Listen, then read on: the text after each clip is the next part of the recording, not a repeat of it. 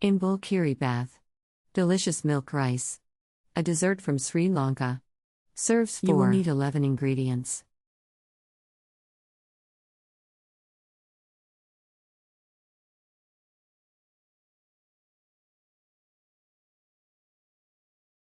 Step 1.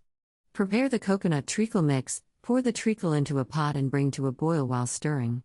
Add the coconut and mix well. Take off the heat. Add the pinch of salt and the cloves, mix well. Step 2. Prepare the milk rice. Put rice and water into a pan and bring to a boil. Cover and cook for 15 minutes. Add coconut milk and salt. Stir with handle of wooden spoon. Cover and cook on low heat for another 10 to 15 minutes. Divide the slightly until the milk rice into 2 portions.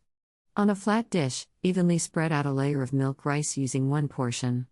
It should be at least 1 centimeter thick. Evenly spread the coconut treacle mix on top. It is important to do all this before the milk rice cools down too much as it will become too sticky to handle. With the second portion of the milk rice. Cut into blocks. Serve with bananas. Country Reports, Culture, Countries, Travel.